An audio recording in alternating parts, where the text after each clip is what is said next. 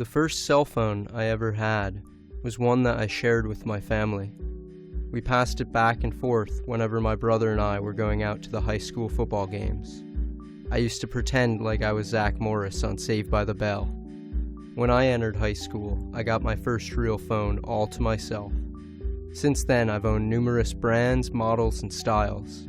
I honestly can't imagine living without my phone, and I'm not the only one. Since the 1920s, people have had ideas about wireless communication. In the 1970s, handheld mobile phones began to gain notoriety. 40 years later, cell phones have revolutionized how the world stays connected. They allow us to communicate information across the globe faster than ever before. They're powerful computers that fit neatly in our pockets. As cell phones continue to evolve, the number of young users is also increasing.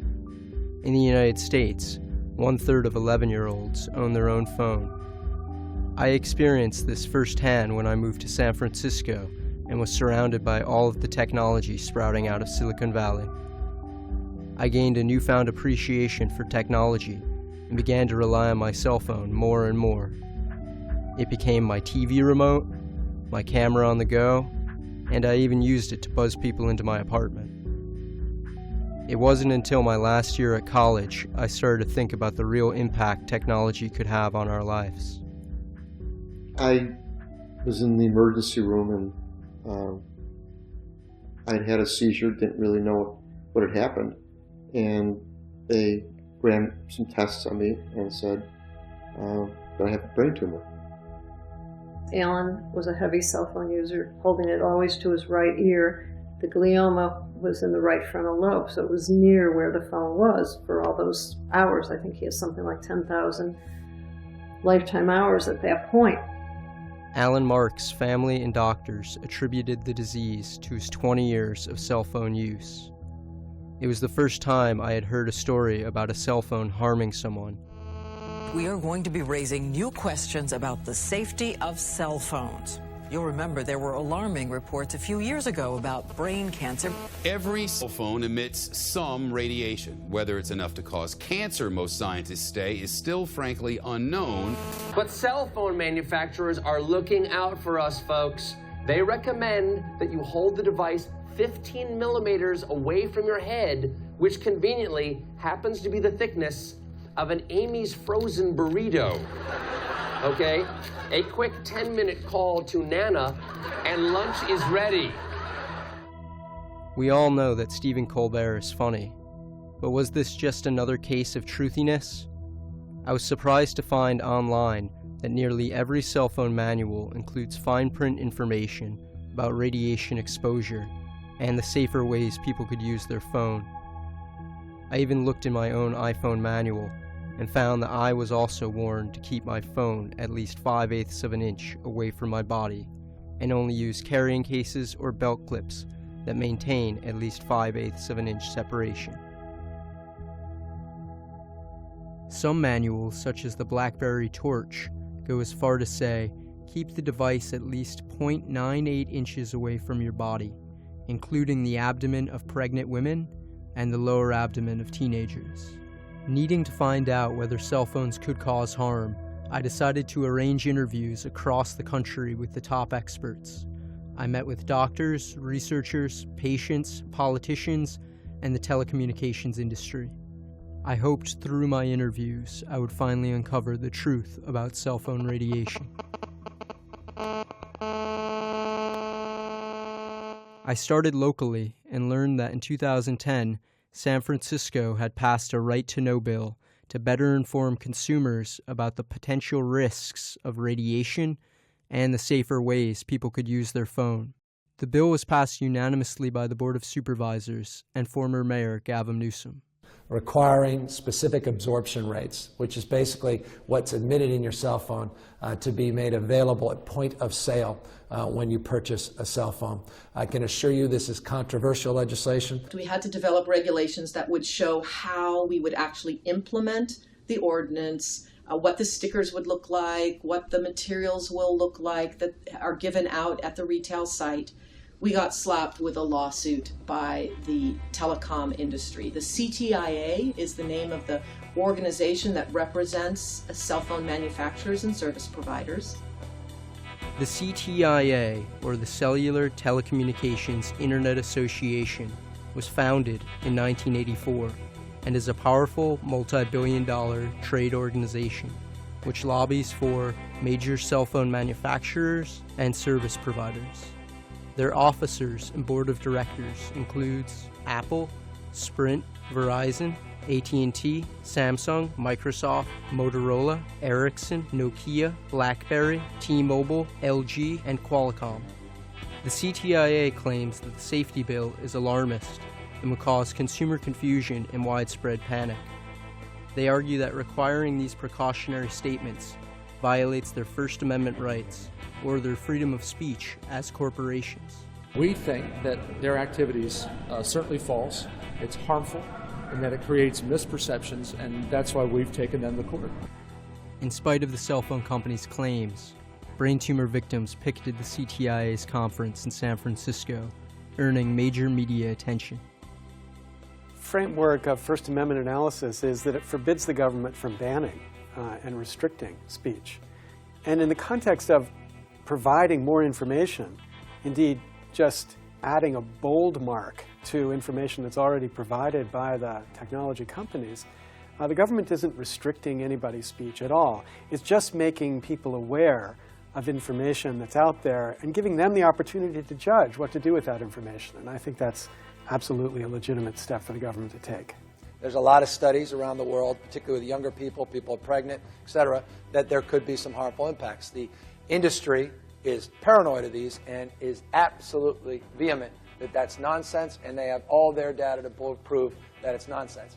I actually got convinced that there was something to this, and all I said is right to know. I said, I don't know if it's true or not, but I think people have the right to know what this is. The industry came down hard on us. They actually canceled their conference here in San Francisco.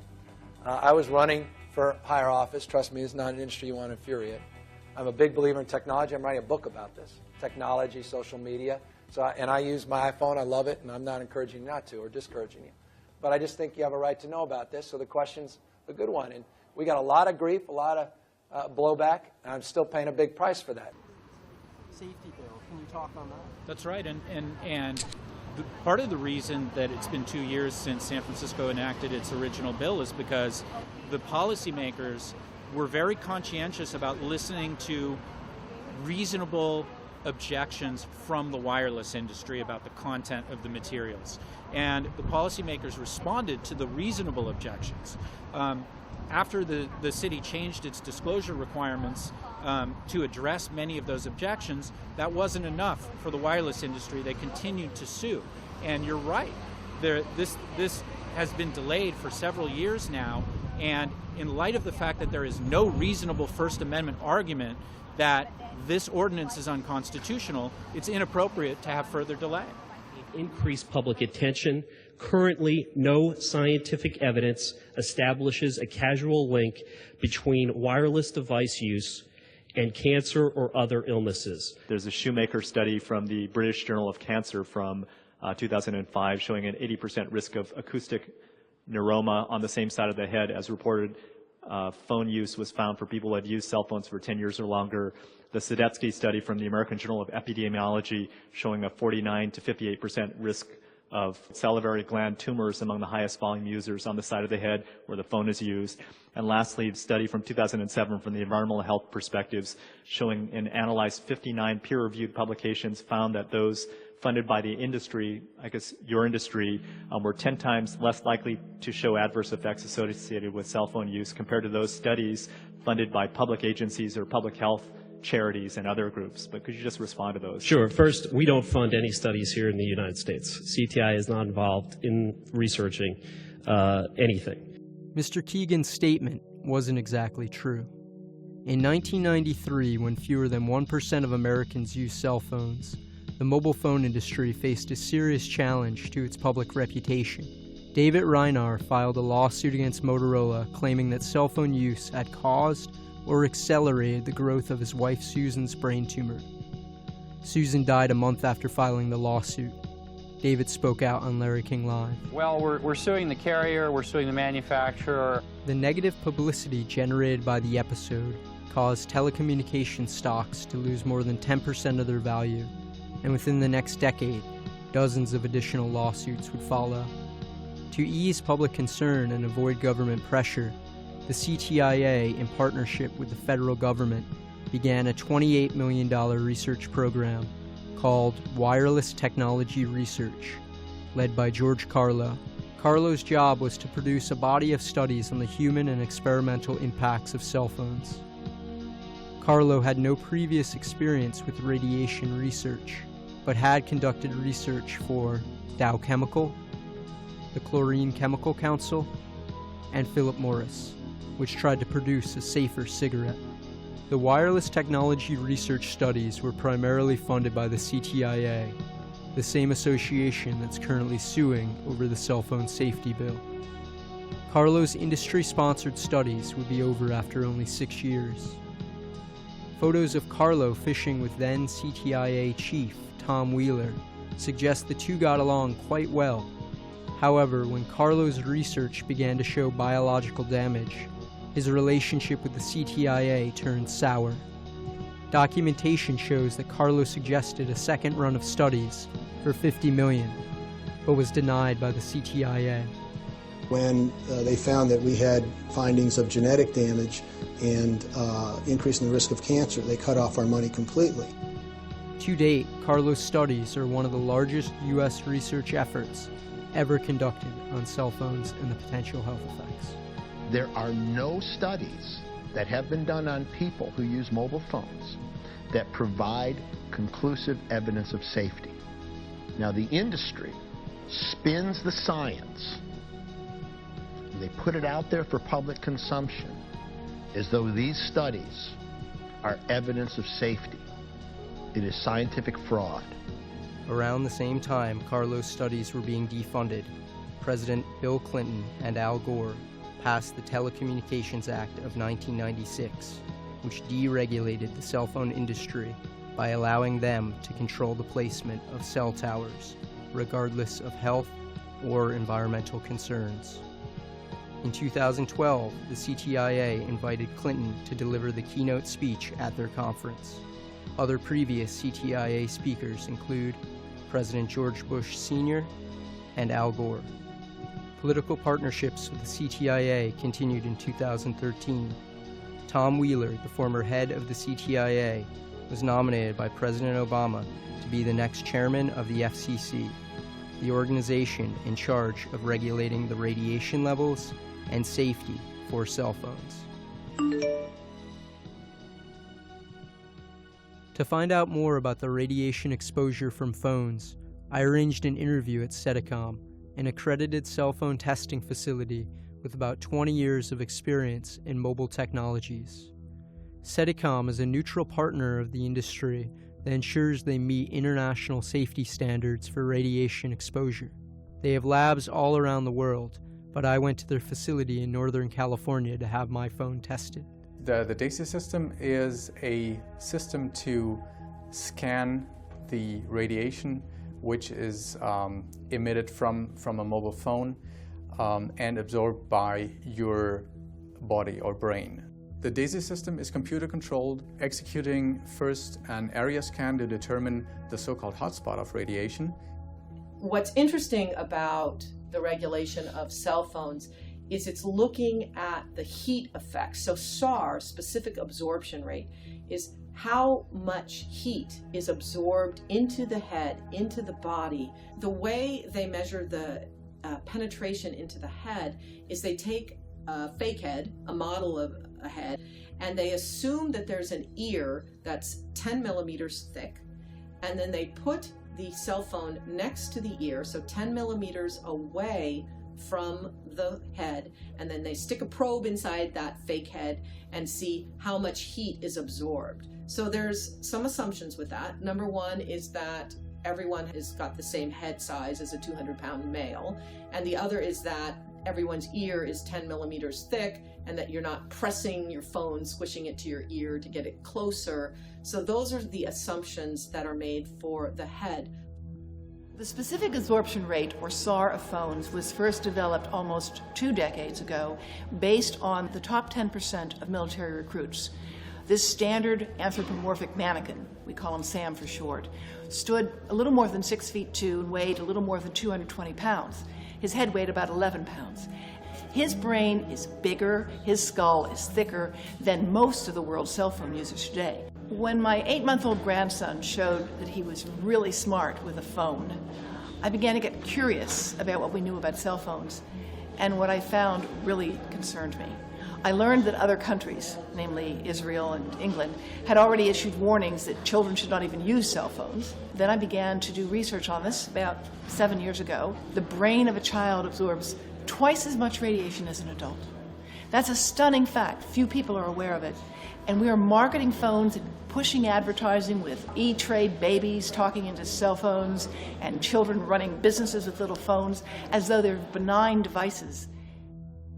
I don't think SAM and the whole test of the SAR is a good simulation in terms of the typical user today. These tests have been mandated in 1996 with an act that the Federal Communications Commission regulates. The problem with the SAR is that it assumes that there is a thermal mechanism, and that there's only a thermal mechanism that can harm you, namely heating. And yet, we know quite well now that the harm that is being produced by these phones is not due to a heating mechanism. What's being interesting about the science now is we're learning that there are different ways that the brain might be affected by cell phones beyond heat.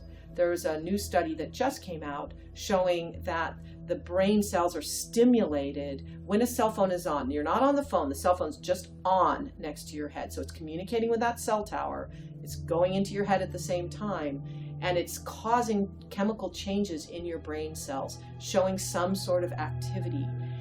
So that's interesting. That's not part of the regulatory process. That's not part of the safety determination at this point in the way the FCC is regulating cell phones. Even when you're not talking on the phone, as long as the phone is turned on, it is emitting radiation. It is in constant communication with the tower. So it is not, you don't have to be talking on the phone 24/7 to have an exposure 24/7. If you're pregnant and walking around with your cell phone in your pocket near your abdomen or in your handbag held next to your abdomen or clipped to your belt, you're getting that exposure continuously. Radiation varies with the square of the distance from the object that's emitting the radiation. So you move it twice as far away, you might have a 4-fold reduction in the amount of radiation exposure. It doesn't take a lot of distance to start dramatically reducing your exposure. Well, I'd been into radio and ham radio all my life, so I had heard such things about radio phones, ship-to-shore telephones and these sort of things. Even before we had what we call smartphones, there were phones that were kind of doing a lot of those things. Eventually the phones worked themselves up to the way BlackBerries could do messaging. Then it moved up to where BlackBerries used real cell frequencies and got higher bandwidth and started building in ability to do internet. The radio frequencies in today's cell phone often include GPS operating on one frequency up to some satellites, cellular operating to the nearest towers and switching towers and frequencies all the time. Bluetooth is often built in to speak to your headsets or your car, a hands-free arrangement, and Wi-Fi. So you can tap onto Wi-Fi networks. 4 different radios in one place. Radios tend to interfere with each other. You have to isolate them, you have to test them, you have to find, in the laboratory, you have to find exactly what parts, placement, move something a couple millimeters sometimes fixes a problem, or put a little metal shield between 2 pieces. It's a very difficult thing to have 2 radios in one place. You know, 1 radio is tough to begin with. 2 radios, they interfere with each other, 3, 4. It's a nightmare. And how do you get them inside, so small with the antennas inside the case? The system is capable of testing multiple antennas at one time if these antennas are capable to transmit at the same time on the same frequency. The measurements are done frequency dependent, which is of course a limitation by the liquid. We use different liquids for the different frequencies, for example, different liquids for 850 megahertz cellular frequencies or 1900 megahertz cellular frequencies. The different liquids used for testing are developed by the FCC and corresponding organizations, for example, ANSI, in order to simulate both head liquid or brain tissue dielectric properties, and body tissue.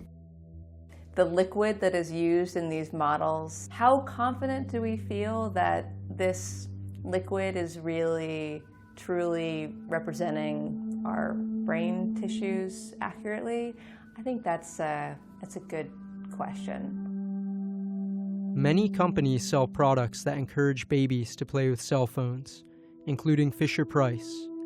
This baby rattle, which can hold an iPhone 4, is recommended for toddlers 6 months or older. We have no way to know what the long-term consequences will be of microwave radiation into the brain of children whose skulls are thinner, whose brains have more fluid, and who absorb much more radiation. Modern antenna device has to compromise for many different scenarios. Phones are held to the head, they can be used body-worn, so the manufacturers, the developers have to accommodate for all these different cases and find the best compromise in order to minimize the impact on the human body and brain, but at the same time maintain best connectivity towards the network. For the body, the assumption is that you're wearing the phone in a holster outside your pants. That distance is anywhere from half an inch to an inch away from your body. So if you are using the phone differently than that, if you are putting it in your pocket, which is obviously not a half to an inch away from your body, it's not clear how much you're absorbing compared to the safety factor. Keeping the phone a reasonable distance away from your body substantially reduces the amount of radiation you're being exposed to. You also have to worry about where you keep the phone on your body when you're carrying it around, particularly if you're a male, you keep it in your pocket. There's at least 8 studies that I have found that have shown evidence of sperm damage. The evidence to date shows clearly that men that have their cell phone in their pocket or on their belt, leaving it on for long periods of time, suffer reduced sperm counts. Nobody has really done this study yet, but I will predict that men that wear their cell phone in the on mode on their belt are going to be found to have elevated risks of GI cancers, prostate cancer, and other pelvic cancers. Research conducted in the following nations has linked cell phone radiation to sperm damage: the United States, China, Australia, India, Poland, Japan, Turkey, Hungary, and Greece. The typical test duration is extremely variable. So for a single scan, that means for one setup, the test duration typically is between 15 and 20 minutes plus setup time. Who uses their cell phone for just 15 minutes over the course of their whole lifetime? No one. We're talking about very long-term exposure, using a cell phone for probably more than 15 minutes every single day for years. We know from about 10 studies that cell phone radiation can damage sperm or decrease sperm count. This is concerning because we also know that there are many countries around the world that are seeing sperm count declines and increases in infertility rates, including the US, China, many other countries. Now, I would never say that these overall declines in sperm count and declines in infertility are caused directly and only by cell phones. It's probably a large number of different factors.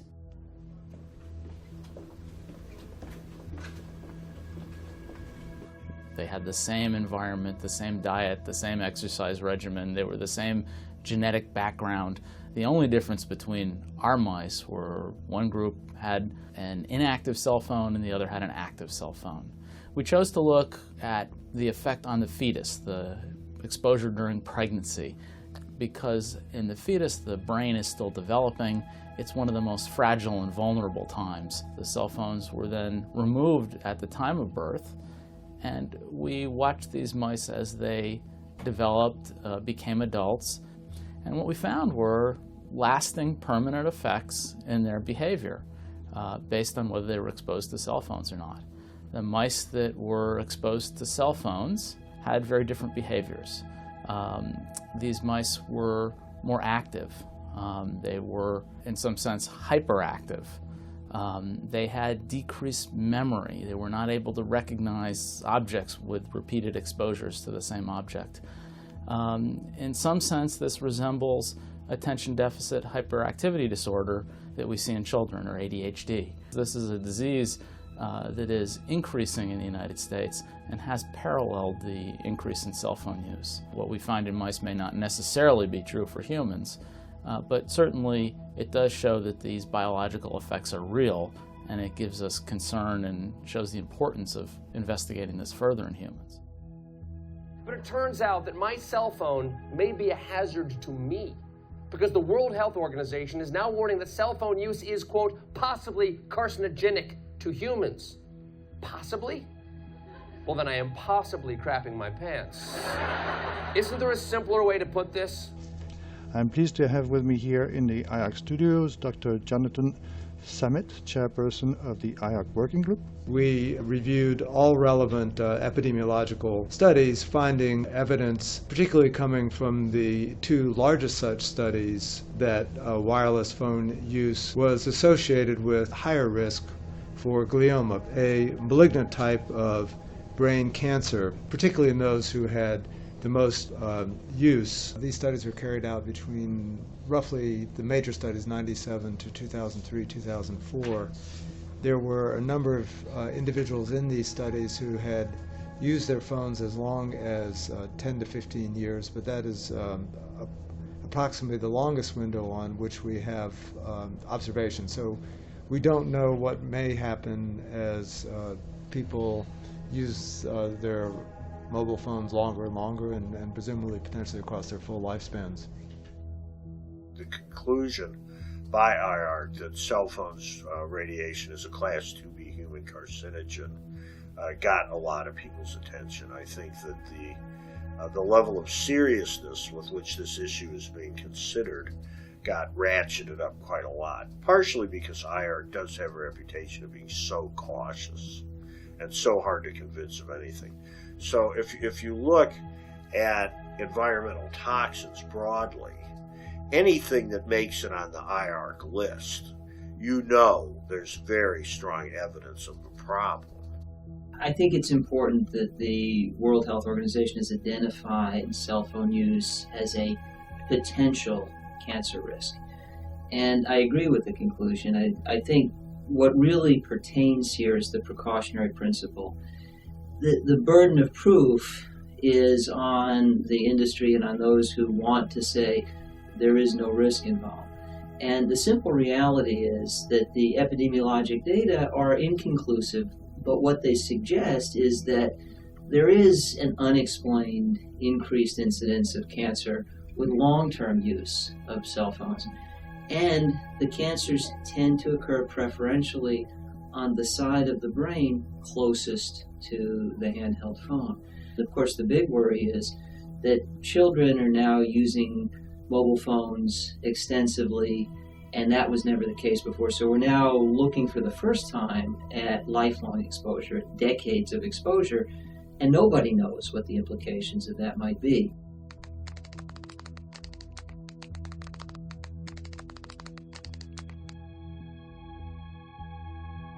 Well, the reason was that there were a number of people that were part of that Interphone team who were absolutely adamant that cell phone use had no biological effects. And they refused to accept the evidence that the study demonstrated. And while other people on that team felt that the results showed that there was a statistically significant risk and that this risk was real, not an artifact of the study design. So they were at loggerheads and could not agree, and until a new director, Christopher Wild, was appointed to head the International Agency for Research on Cancer, and he basically banged their heads together and said, you must publish it. But the agreement was then to hide the significant results in the appendix and to have the headlines and the abstract read as though there were no relationship. I think, in my judgment, this is simply scientifically unethical. My own feeling is that there is no compelling evidence that there is a relationship between cell phone use and brain cancer, but there are some pieces of evidence that still point in that direction and that have not been adequately explained. Age is important, although the Interphone study did not look at children. The work of Hardell and his colleagues in Sweden suggests that there is a 5-fold greater risk of development of brain cancer if you're under the age of 21 when you begin to use a cell phone. This is a study by Hardell and Karlborg, published in the International Journal of Oncology in 2009. For use of a cell phone, if you're under the age of 20, they report an elevated risk of 7.8, statistically significant, for ipsilateral cancer, brain cancer. Whereas if you're between the age of 20 and 49, the risk is 2.1, and if you're over the age of 50, the risk is 1.8. This is clear evidence that younger individuals are more likely to develop brain tumor. Certainly one wants to have confirmation of reports and not take results from only one study or one particular research group. But the evidence is very strong that younger people are more vulnerable to the development of brain cancer as a result of using a cell phone. Researchers have looked at hundreds of cell phone radiation studies to see what the biologic effects are. Overall, they find about half the studies find an effect and half the studies do not find an effect. However, when you partition the studies based upon the funding source, you find that the industry-funded studies typically do not find an effect, whereas the independent studies primarily find a biologic effect. Here, I think it might be reasonable to look for ways to fund research that involve the industry as a partner in identifying ways to provide funds to researchers. I mean, there are models for government-industry cooperation. The Health Effects Institute, for example, which supports research on air pollution, is jointly funded by the US EPA and the automotive industry. So I think seeking funding models to support research in a peer-reviewed, rigorous fashion is potentially a good idea.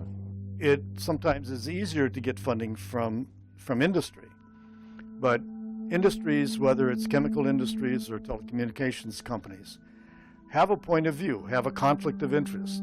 They want results that are consistent with their bottom line. And even if that industry does not interfere directly in interpretation of the results, there is a pressure on the scientists that's doing the study to give the industry what they want, because that is going to increase the probability that they can get more funding from that particular industry. So based on the IARC announcement, a lot of other countries have started to take precaution. Let me just check one thing.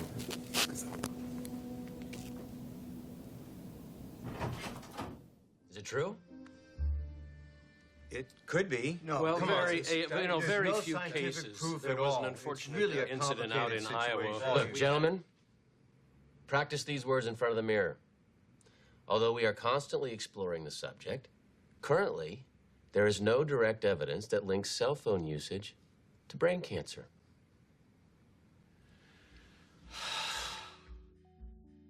I guess what I'm having trouble understanding is the argument that you're making, which is there is no issue here, because the FCC has clearly chosen to address this as an issue worthy of their consideration. I mean, you made the case, and I thought it was an important point, that there was a margin of error essentially 50-fold. Right. But my point is that if there is a margin of error 50-fold, now we're arguing not about whether there's an issue, but about how serious an issue it is. I think that's an implicit acknowledgement that there's an issue. And please feel free to suggest to me where the flaw in my reasoning may lie. Well, I think you're assuming that the phones are getting to a point well above the 50-fold safety factor, which is never happening. And that is important because that's how we comply with the FCC standard based on the information here. No, let me interrupt and make my comments clear. Clearly there is a debate going on out there, and clearly the fact that there's a debate has been recognized by the FCC. Then I'm harder pressed to understand the argument, Mr. Snowden. I would disagree with your last statement that there's a debate going out there, particularly among the scientific community, in the governmental bodies who are responsible for doing this. It's interesting Mr. Snowden would say this, considering his former work experience was with a government body responsible for regulating the safety of cell phones.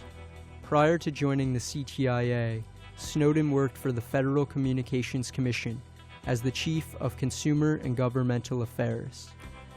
Then, in 2004, he went to work for the CTIA, the organization he was regulating. Snowden left CTIA shortly after this video of him from a hearing was posted online. It tells you that we're not making this up, and I want to be very clear. Industry has not said once that cell phones are safe. There's no debate with the FCC. There's no debate with the EPA. There's no debate with the World Health Organization. There's no debate with the National Cancer Institute or the FDA. Well, then let me interrupt you again and say, so tell me why your manufacturers have put this information in their brochures. This is to comply with the FCC standards. You know, candidly, what I'm wondering is there, in order to avoid liability if and when a problem does arise? There's a big laughter when I say to comply with the FCC standards, but that is why it's there. If you read the OET bulletin, it clearly states what we're supposed to say, and it gets to even suggested language as to what we should say. Then if it's in your brochure because the FCC told you to put it there, your argument is we don't want the consumer to see the language that the FCC wants them to see. In order to get clear answers, I went to the CTIA's conference, held at the San Diego Convention Center. I met with John Walls, a former Fox Sports anchor and current spokesperson for the CTIA. I don't want to talk about what a federal agency does. You know, I'm not privy to their processes. I know that there's an interagency working group, a collaborative working group of about 10 federal agencies that deal with radio frequency issues. We completely defer to what the science is, and the science, according to the National Cancer Institute. The most important bottom line out of it was a increased risk in those in the highest decile, the highest 10%. The American Cancer Society. They consider cell phones a possible cause of brain tumors.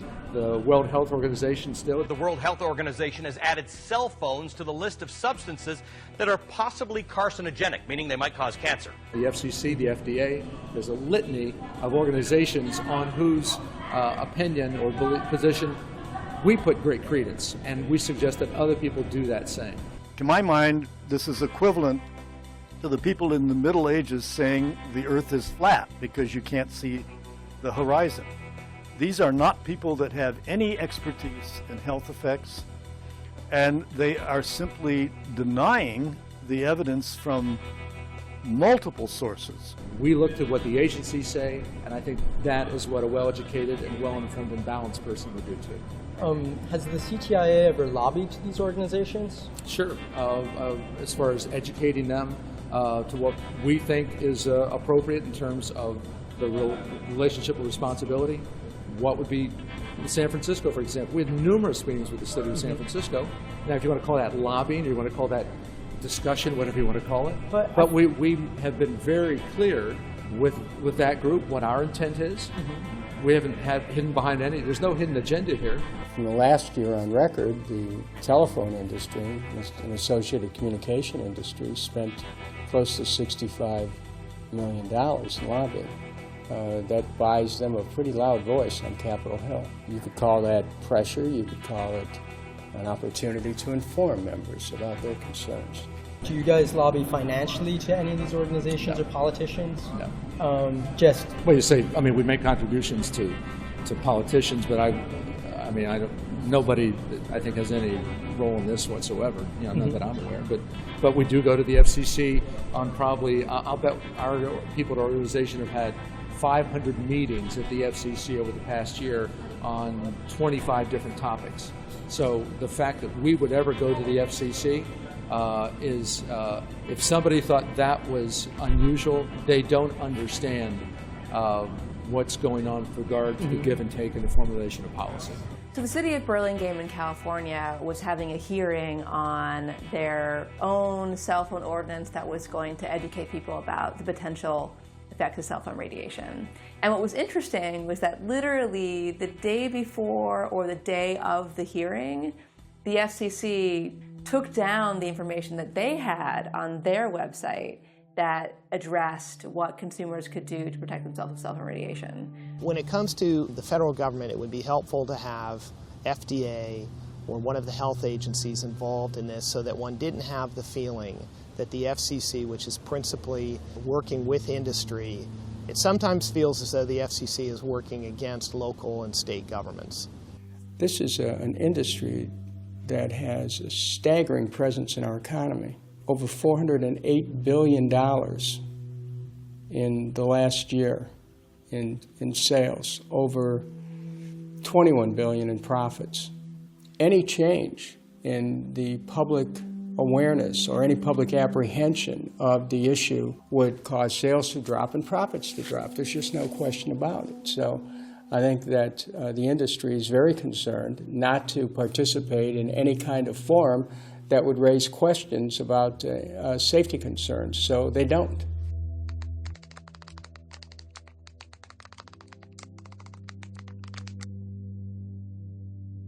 I regret that the CTIA, the Association of the Wireless Telecommunications Industry, declined our invitation to testify. By their refusal, unfortunately, they deny this Congress and the public the benefit of their testimony and the opportunity to pose questions and to hear answers. Because a national cell phone safety bill wasn't implemented, several cities and states across the U.S. began to introduce their own precautionary legislation. To find out more about the East Coast bills, I went to Portland, Maine to interview politicians and activists. This is the very first flip phone I ever bought. This Motorola, my second flip phone I ever bought. Then this was the first, actually I didn't mind this one because it was a push to talk. And then this is the first kind of smartphone I bought. And then this is my first BlackBerry. And this is the last phone I owned, BlackBerry, a newer one. I think it's 3G or something. The company that my husband worked for would supply cell phones for all their employees. When my husband was diagnosed the day before my daughter's birthday, it was heartbreaking hearing it from the doctor that he had a brain tumor. My heart sank. I felt like I couldn't hear. I became dizzy, and my whole world just felt like it was crashing. What stuck out the most the day that he was diagnosed is his physician asked him a variety of questions, and the last two questions were, how often do you use your cell phone? And I'm thinking to myself, what an odd question to ask. I and other neighbors knew Stuart was sick, and a very young man with a brain tumor, and his doctor felt it could be attributed to his cell phone use. And in fact, he had a lot of cell phone use since he was a fairly young man. So Stuart brought it to my attention, and I offered to sponsor a resolution at our city council making October of 2010 Cell Phone Awareness Month in the city of Portland. I had an awake craniotomy, so in other words, I was awake through the whole surgery. The recovery was pretty long. I mean, after the surgery, I couldn't talk or walk, so I had to relearn how to walk and talk all over again. It's just hard being so active during your life and then have everything come crashing down around you. And basically, I've lost my whole career because of this. Currently, I'm on Social Security at age 36. I was held on my right side, right here. The industry should have put these warnings on these phones a long time ago. We learned that there was a state representative, Andrea Boland, that lived in our state. Actually tried to get warning labels on cell phones like a month prior, I believe. And we were just shocked because we listened to the news, we read the paper, and we hadn't heard. And I'm like, how could this happen in our own state and us not know? The wireless industry has been very powerful in trying to confuse the issue, but that's what big industry lobbyists do. They did it with tobacco, they did it with asbestos. The adoption will really, I think, only come with more media attention and more public outcry.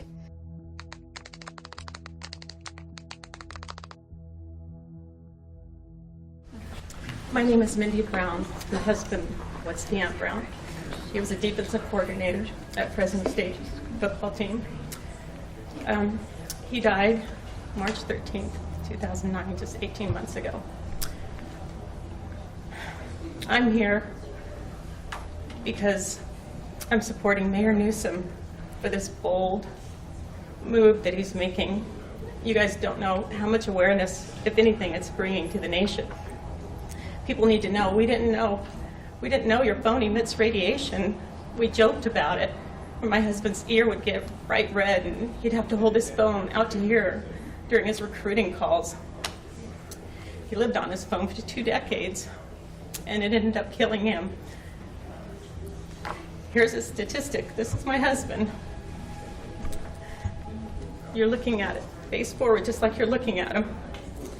Here's his ear canal. You hold the phone up, ear canal, tumor. All right, before we go to witnesses in opposition, Senator Strickland. Say my heart goes out to the families. And here's one that really caught my eye. And Senator, again, we, as you know, always get conflicting information from different organizations and different research. Right.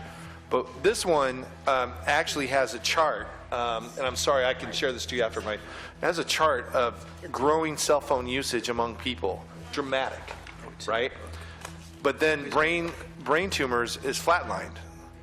So if there's such a dramatic increase in use of cell phones, why is the brain tumor not following? If it's because of the cell phone usage, why is the flatline and not growing with the amount of cell phone usage? I mean, those are the kinds of questions, and this is the one chart that really...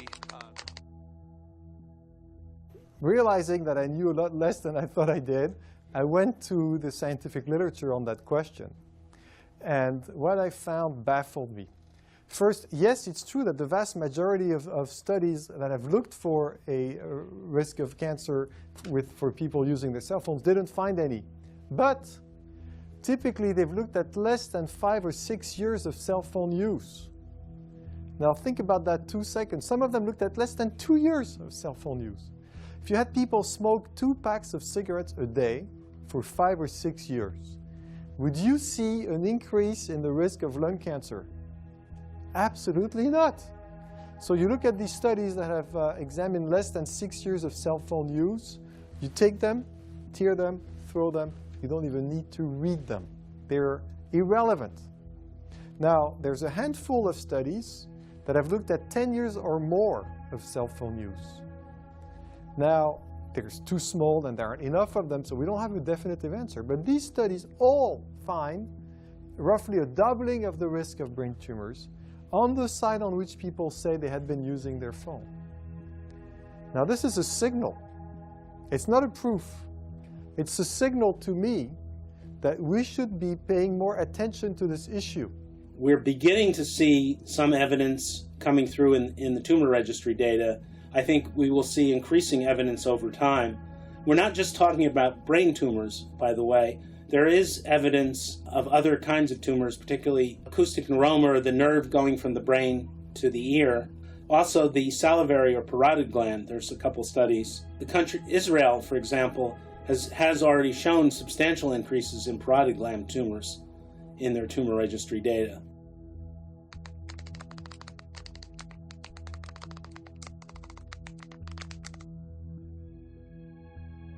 Again, going to the chart, I understand that, but you have dramatic increases 15, 20 years ago.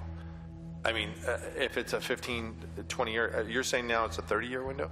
Because, again, it goes way back and it becomes dramatic 15, 16, 17 years ago, and it has flatlined. When research is funded by an interested party and the conclusion correlates with the interested party's views, people wonder, is it because of the funding or because of the truth? When a congressman or a senator or a state representative receives an extraordinary amount of money from an interested party and then goes out and does things that are consistent with what the interested party does, people wonder, is that because the representative thinks that it's in the public interest or thinks that it's in the interest of the interest group that's giving them all the money? And I guess one of my concerns is the degree to which we desensitize people when there are so many things we do want to sensitize people with regard to what risks are. Obviously, with a pack of cigarettes, we've gone to great lengths, and we don't we go to great lengths. We put on the package, this will kill you, in effect. I was an early adopter. I used a cell phone immediately when it came out. There's a lot of good benefits from cell phones. It's not like a cigarette where there's no benefits, and that's one of the more dangerous things about a cell phone.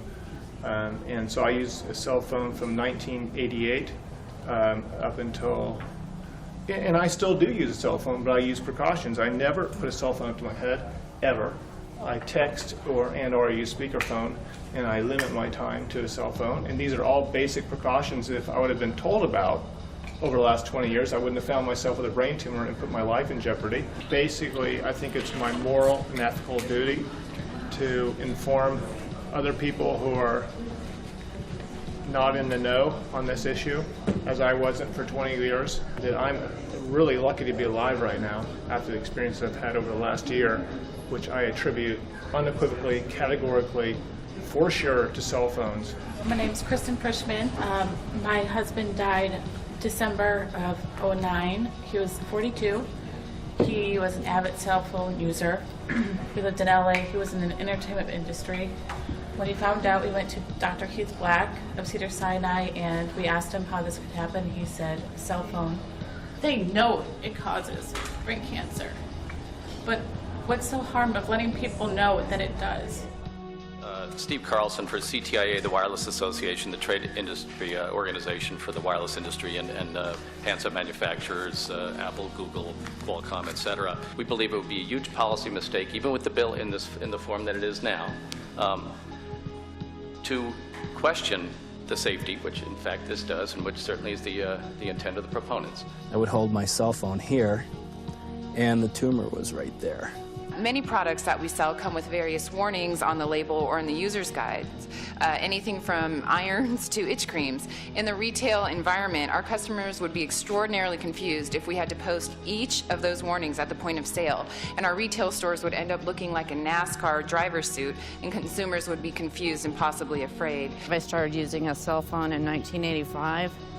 On Valentine's Day in 2003, I suffered 5 massive seizures, and within 24 hours was told that I had a brain tumor.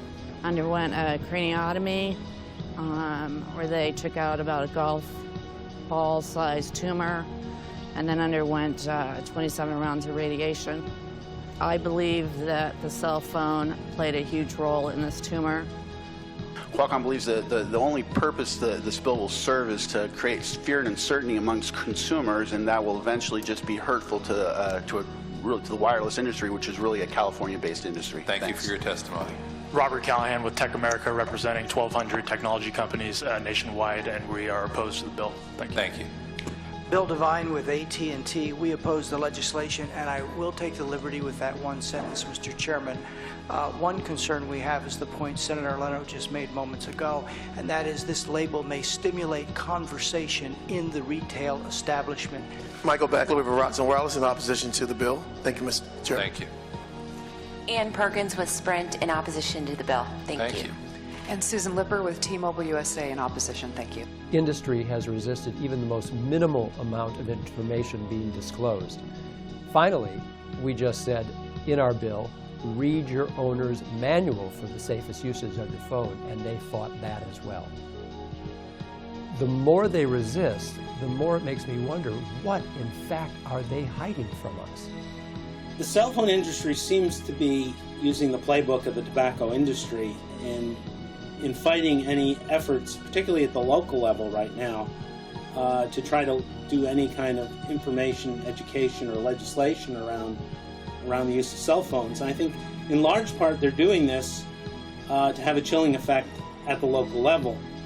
They sue San Francisco, then a lot of other communities who are on the verge of adopting a similar law will probably hold back for a while. And there are about a dozen countries now that have adopted precautionary health recommendations with regard to cell phones. So I think the industry is being short-sighted, trying to play this game saying, well, we have First Amendment rights, I think our system of law has really gone too far in the direction of giving rights to corporations.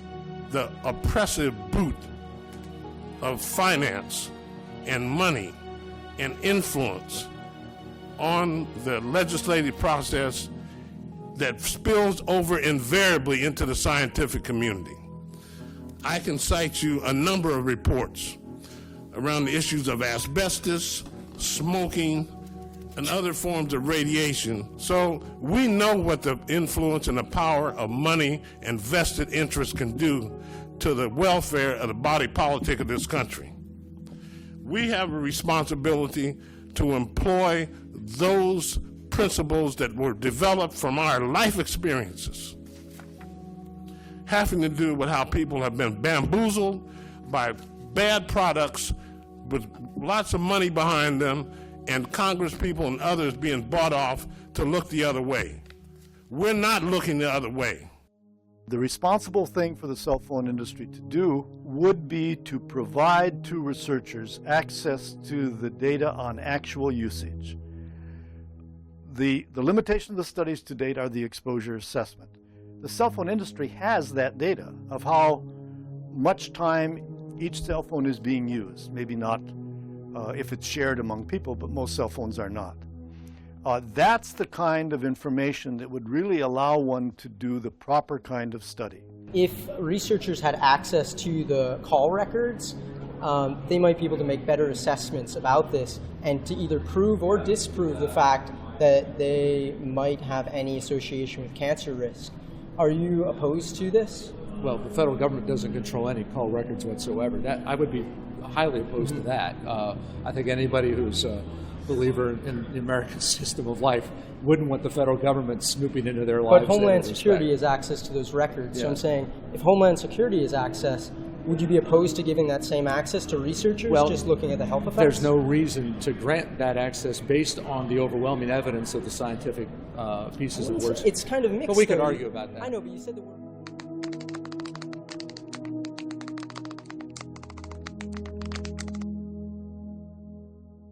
Everyone's concerned about privacy in the context of access to cell phone records, and rightfully so.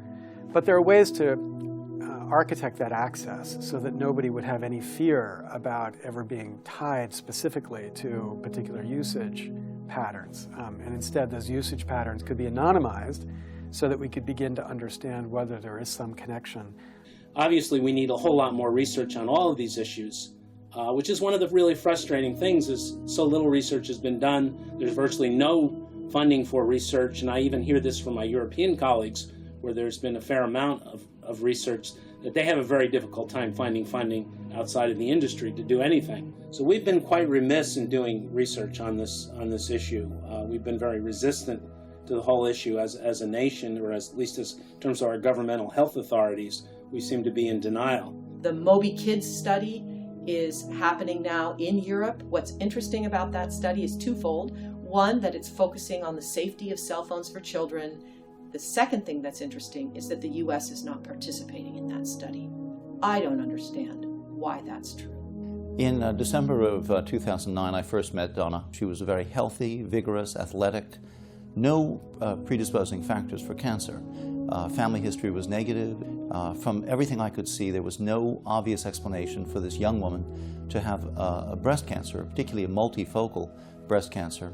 And the only possible association I could identify was that she had a habit of always carrying her cell phone under her right brassiere strap. Breast cancers are characteristically diagnosed in women in their 50s and 60s. The Asian population have a lower incidence overall. Due to Donna's young age, lack of risk factors, multifocal disease, Asian history, normal medical history with no predisposing factors, I would say that she would be an unusual case. I don't have any history of breast cancer in my family, and I also had the BRCA1 and BRCA2 genetic tests conducted on me, and it came up negative. So I don't have the genetic mutations for breast cancer. And with each following doctor appointment, it seemed like as if they kept finding another tumor and another tumor. We connected the dots of where the locations of the tumors were based off the biopsy. We made marks on me of where the location of the tumors were and realized that it formed the shape of the cell phone underneath the footprint of the phone where I used to keep it. The breast tissue in the young childbearing year menstruating woman is a fertile ground for cellular activity, metabolic activity, and arguably cancer causation. Causation in this situation may be difficult to prove. The issue here is that if there is even a small possibility that the thermal or piezoelectric effect or other pulse electromagnetic field influences could even remotely influence the behavior, biology, and possible carcinogenicity in this setting, I would urge people to avoid exposure. After all, cancer is a wound that will not heal. It's a chronic inflammation that we cannot address. And so thermal injury is well established as one of many causative factors in disease and cancer. The patterns seem to be established from what I would see is that these women tended to be younger, late 30s, early 40s, some up until late 40s, that they had the cell phone in the bra for 5 to 10 years, and the cancer occurred primarily in the upper inner aspect of the breast, which is kind of an unusual place for breast cancers, but all of them had it in the same place except for one. And the final example, the one that had it in her lower breast, is even more striking. This is a woman in her late 30s who's worked in a cell phone factory where she would check cell phones. They would come across underneath her breast on a conveyor belt. So she checked the phones regularly on the conveyor belt. They were on and active, and she did this for years, and she turned up with breast cancers in the lower aspect of both breasts. Now, to have a young woman with mirror image breast cancers in the lower aspects of both breasts pop up at, sort of out of the blue in somebody with no family history, this is really unusual. I would say that would be extraordinarily rare. I mean, to have mirror multifocal disease in the opposite breasts in similar locations would certainly speak to some form of exposure. These tissues, where there is a high degree of estrogen metabolism constituting rich lipid sources, the water and fat would be very good vibratory substrates for heating, which is the mechanism by which microwaves work. If news is a business, the consumer of the news suffers because good business decisions may not necessarily be good decisions for spreading information.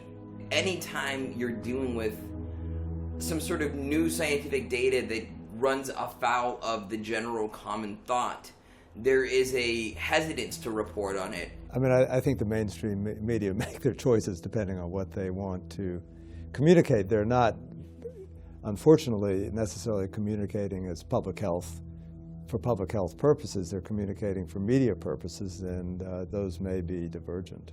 I was taken by the fact that after a 5-year international study had been conducted, that there was not a single story in the New York Times, Washington Post, or LA Times.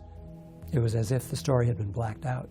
It's absolutely clear that cell phone companies use whatever leverage they can to undermine the spread of information that's raising questions about this. Chris Ketchum, when he published his piece in GQ about cell phone radiation, GQ, I was told by former editors at GQ, had to sit on that piece for more than a year as they fought with their editorial and business units about the fact that cell phone companies were threatening to pull all advertisement from GQ if they ran this article. So there's no doubt that they're going to use the pressure they can.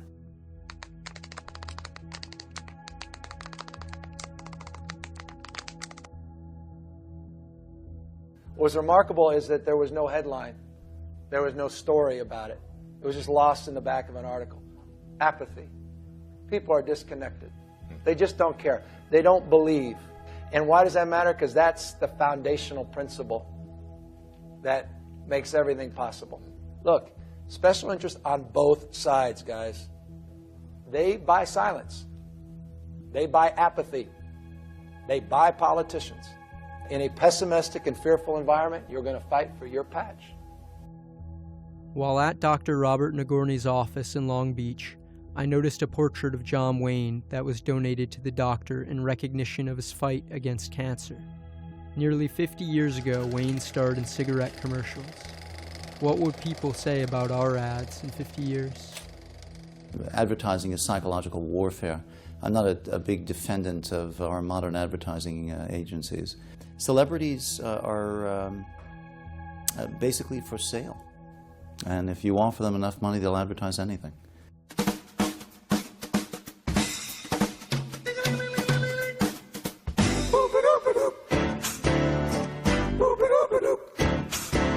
Ring, ring, ring, ring, ring, ring, ring, banana phone.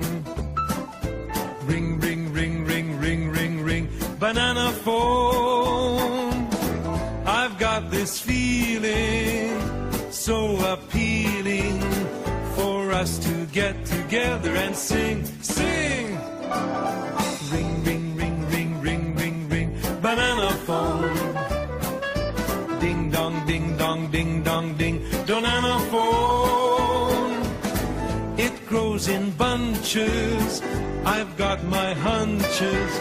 It's the best, beats the rest. Cellular, modular, interactive, modular. Ring, ring, ring, ring, ring, ring, ring, banana phone. Ping pong, ping pong, ping pong, ping, banana phone. It's no baloney, it ain't a phony. My cellular, bananular phone. I've been asked to endorse many products. I've been asked to do commercials. I've never done one in all the years that I've been entertaining children, out of respect for the child as a whole person, out of respect for that young audience. In terms of my song Banana Phone being used for a commercial, I wouldn't go for it. Do not put your phone up to your ear because it could fry your brain. There's the phone, there's the earpiece, and just keep the phone away from the body and put the earpiece in either ear. And you've got the microphone here, and you can talk. It could be like the early days of cigarette smoking. You know, we just don't know at this stage, and since there's quite a big question mark over it, I might as well play safe.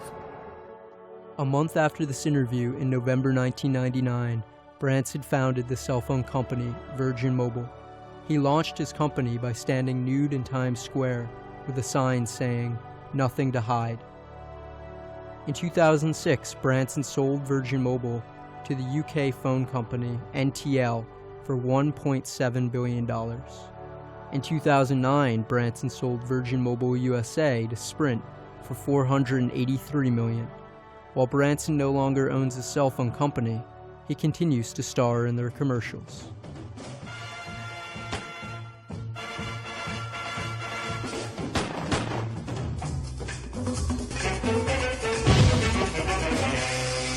I think that companies that sell products are probably not overly motivated to provide reasons not to buy them. I would hope and believe that the cell phone companies, if confronted with evidence that there is a risk, would encourage their consuming public to simply use the phones more intelligently. I don't think anyone's calling for a ban on cell phones. I decided to make copies of my cell phone manual to show representatives at the CTIA conference.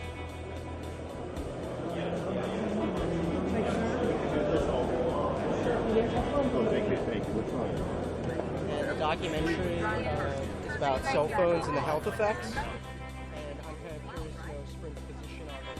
Okay, I have a gentleman here, and he is doing a documentary on the effects of cell phones to the human body, and wanted to know if Sprint would be willing to speak on camera in regards to what we're doing about the fact that it causes what? What did you say? Well, just in general, the health effects. In general, the health effects of cell phones. So I told him that you needed to speak with someone in PR media. You'll send somebody right now? You can. Okay, I'll send them to the lounge. Okay, I'll bring them down there. Okay, bye. Many cell phone manuals, they come with a warning about keeping it about an inch away from the body. And Yeah, you know, we don't really have anybody here who can speak on this topic today at the show. Okay. So, I don't know if there's maybe a follow-up that we could do I would love separately, or definitely. check into that. Okay. Do you have some contact info? You Yeah, can I do. regard? You can leave me, and I can give you I'll my see what I can business get card. arranged. Nice to meet you. I'm interested to speak with someone here in the PR. Would you speak with me? I'm the PR guy. I'm interested to know a little bit. Is it okay I'm recording? Well, what do you want to know, and then I can put you to the right person. Is it okay if I record? Actually, no. Oh, you're media. Oh, Yeah, yes. It's okay, but I'm not a spokesperson, Okay. so... I understand.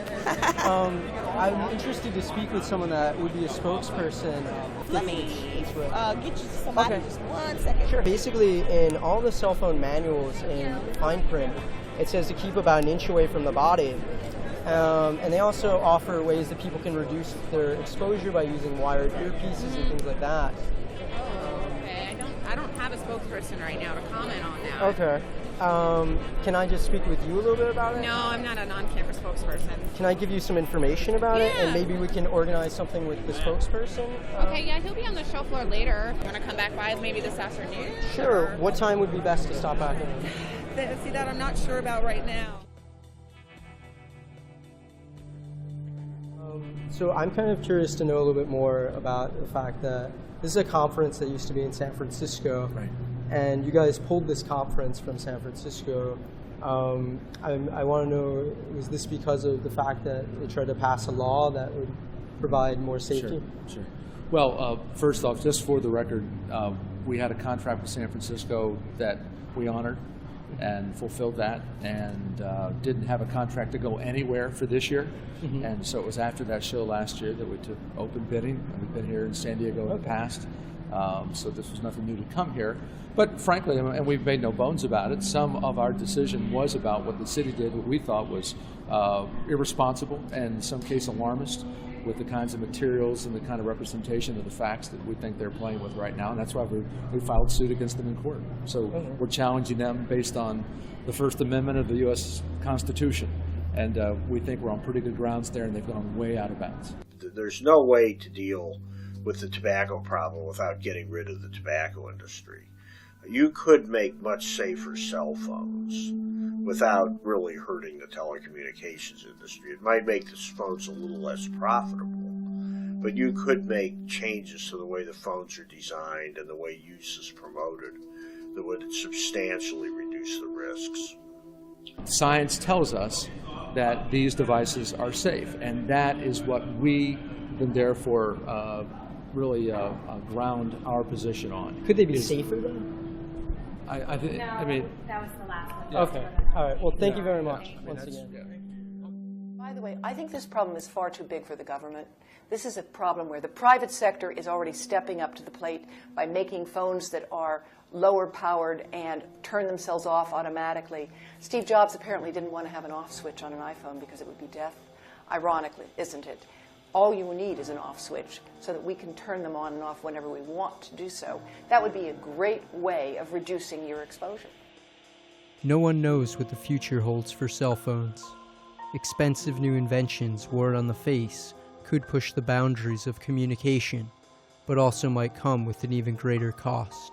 Are we going to face an epidemic of brain tumors in the coming years because of this enormous expansion of use of cell phones, of wireless technology? Everyone is exposed, whether you use a cell phone or not. You can't go into a McDonald's or a Starbucks without being in a wireless environment. Most of us have wireless in our homes, in our offices. We live near cell towers. Smart meters are being installed everywhere. Almost all of these give much lower levels of exposure than holding a cell phone to your head. They all emit the same kinds of frequencies, and like any other toxic exposure, it is almost certain that the adverse health effects are a function of both duration of exposure and intensity. I think it's definitely out there. Everybody is aware of the fact that it's controversial, and I think it's only going to take more time, more research, more follow-up on individuals who have used a device to see if it is harmful. Absolutely, we need to do more research on it and more population-based studies to see whether or not there is a deleterious effect or not.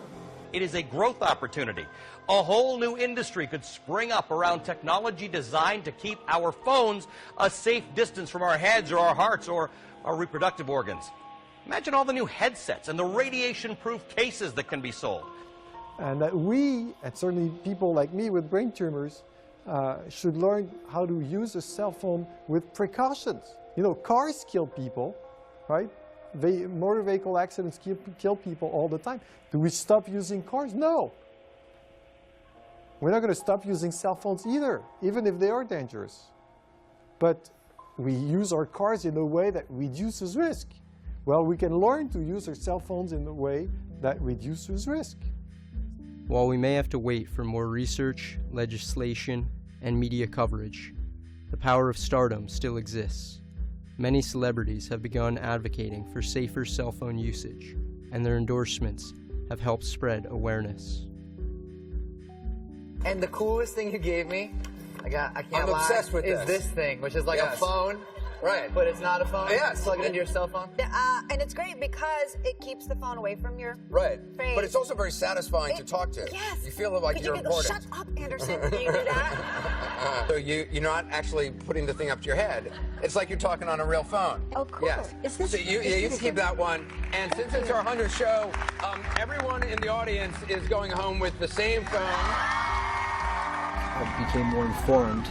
And I think in general, the public just needs to be more informed because we all use cell phones. This is a cell phone culture. Everyone uses a cell phone like this. For me, I always have a headset, always, or I use speakerphone. I can't live without it. It's convenient.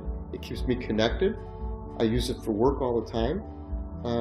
Anybody can get me at any time, which I need in the business I'm in. So I use it probably more than ever. We've got these all over the house and office. This is what I use when I'm in my office, and it's if you're carrying it around, it's kind of inconvenient, but it's a lot less inconvenient than having a brain tumor.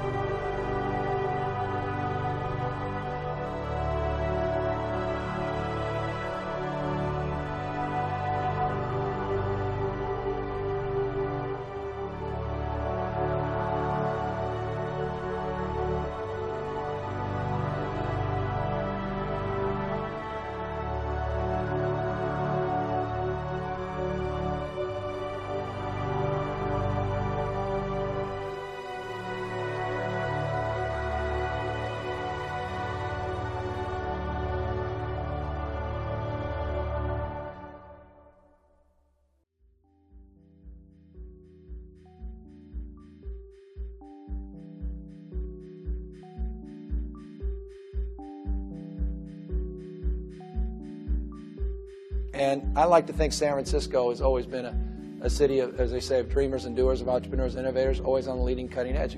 If they receive this information, of course they're going to still use their cell phones. We don't want them to stop using their cell phones, but they're going to use their cell phones in a different and safer way.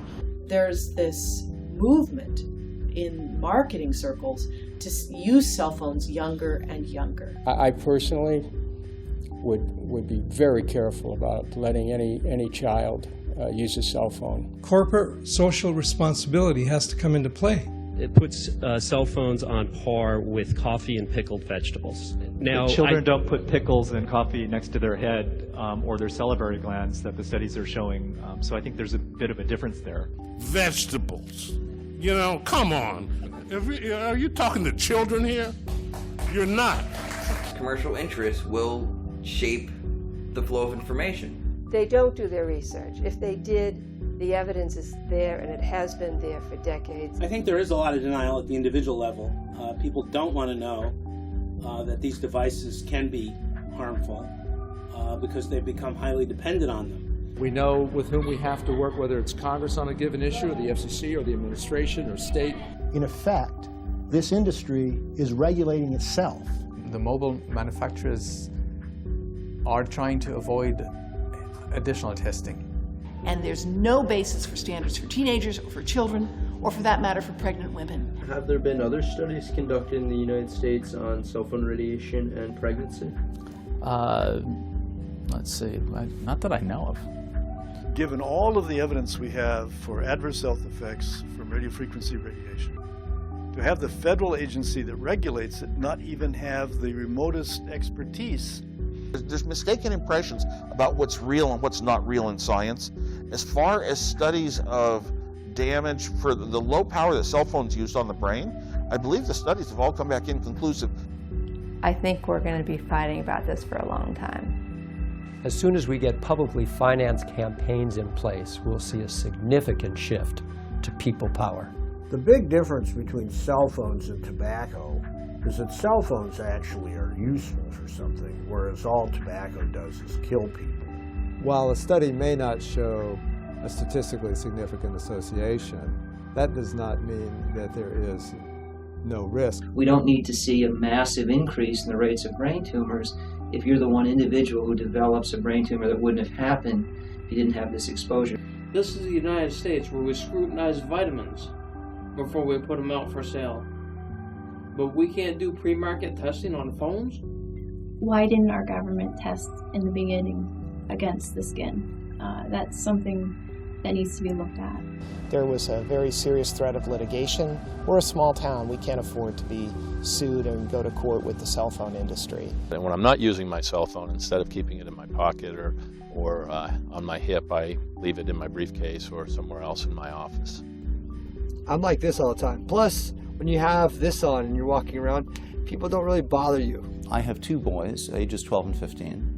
And they both own cell phones, and they are both instructed to keep their telephones not away from their bodies, but turned off during the day. And based on some of our other information, it just leads me to believe that we should be cautious. The very cell phone companies that are selling us cell phones and telling us that they're safe are at the same time telling us we should hold them an inch from our head. We should wonder what exactly does that mean.